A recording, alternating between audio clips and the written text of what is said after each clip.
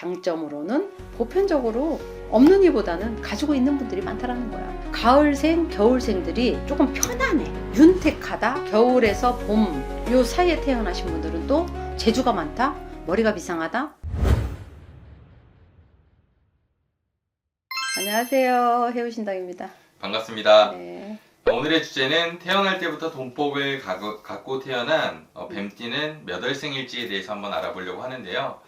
그 전에 우리 뱀띠분들의 전반적인 특징에 대해서 말씀 부탁드릴게요. 뱀띠들은 주변에 항상 사람이 많아. 사람이 꼬여. 이게 이제 성향이나 성격에서도 나오는 거일 수도 있어요. 우리가 에너지가 좋은 사람들이 주변에 사람들이 모이잖아. 이런 것처럼 이분들은 화술도 뛰어납니다. 화술도 뛰어나고 머리가 비상한 분들이 굉장히 많습니다. 근데 이제 머리를 너무 굴리다 보면 또 내 발에 넘어가는 경우도 있어. 내 발에 내가 걸려서.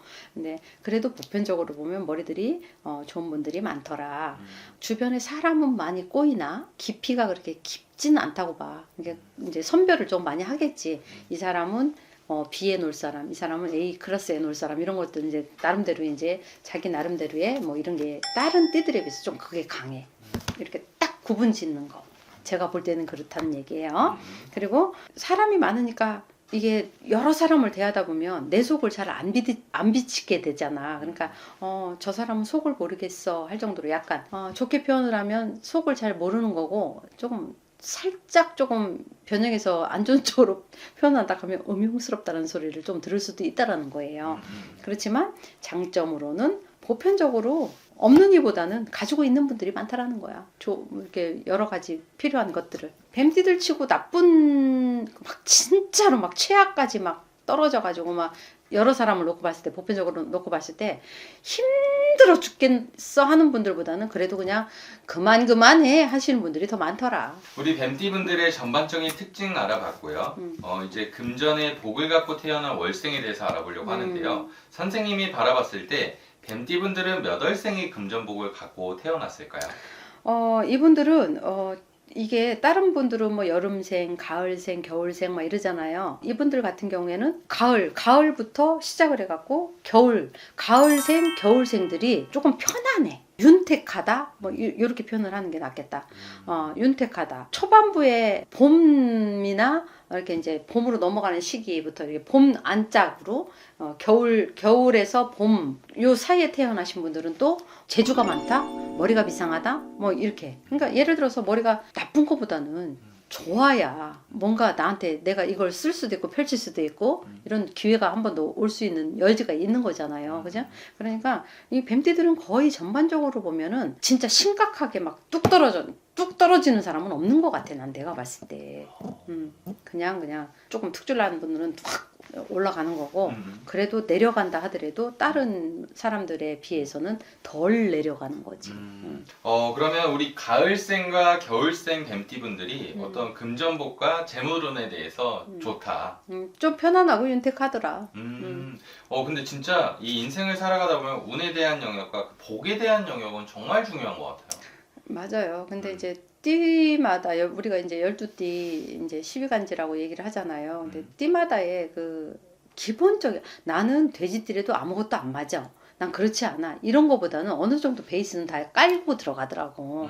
근데 이제 뱀띠 분들 같은 경우에는 이렇게 이제 윤택하고 편안하고 이런 것도 있고 머리도 비상하고 다 좋아. 근데 단점이 항상 조심해야 되는 분, 사람이 많이 꼬이기 때문에 사람으로 인한 고달픔이 끊이질 않을 수도 있다라는 거예요. 그러니까 그런 이제 인맥 관리를 하실 때 그래서 이분들이 여기는 이렇게 구분을 지어놓는 게, 뭔가가 여기서 이렇게 누가 시키지 않았는데도 이거를 딱딱 해놓는 것 같아, 난 내가 봤을 때. 그러면 우리 뱀띠분들은 어떤 좋은 사람도 있는 반면에 좋지 않은 사람들이 잘 꼬인다라는 거예요.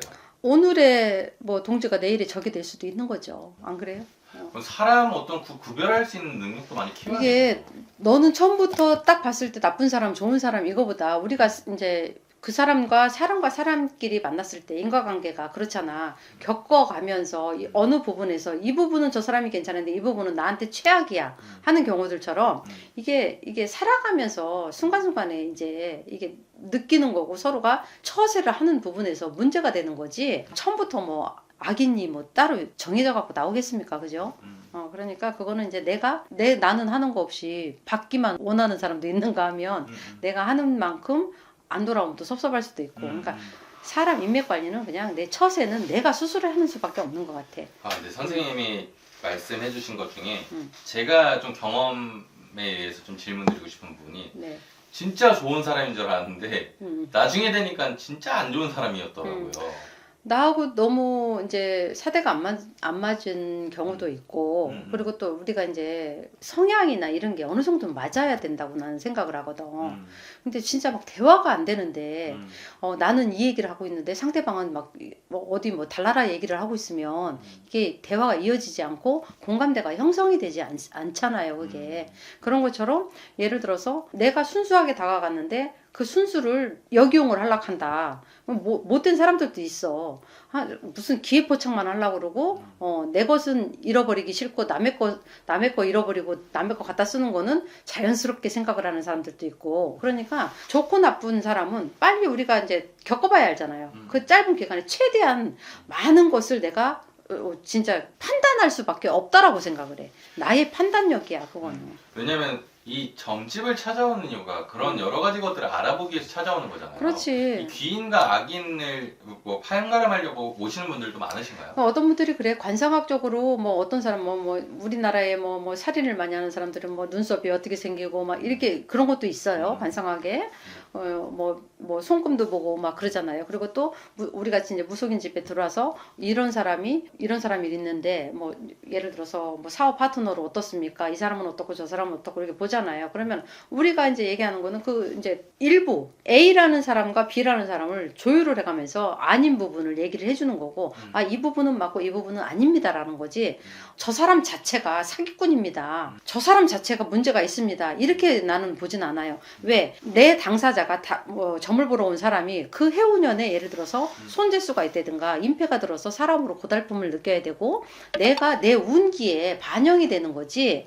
내 운이 쇠약할 때는 선하게 들어온 사람도 나한테 해를 끼치고 갈 수 있다 하는 거를 전자를 분명히 아셔야 된다라는 거야. 그러니까 저 사람이 정말로 나는 착한 사람이고 저 사람은 나쁜 사람이야. 이렇게 다 단정 지을 수는 없어요. 때로는 내가 나쁜 사람이 될 수도 있다라는 거야. 그렇기 때문에 악인과 뭐 착한 사람과 뭐 악인을 생긴 거로 구분을 하고, 물론 이제 그것도 어느 정도 이제 아예 없는 소리는 아니에요. 관상이 굉장히 중요하거든요. 중요하지만은 그렇게 관상학적으로 부족한 부분은 뭐 사주에서도 보완해 갖고 착하게 사시는 분들도 많다라는 거야. 그거는 나의 순간순간의 판단력이고 그 해운년의 운기다.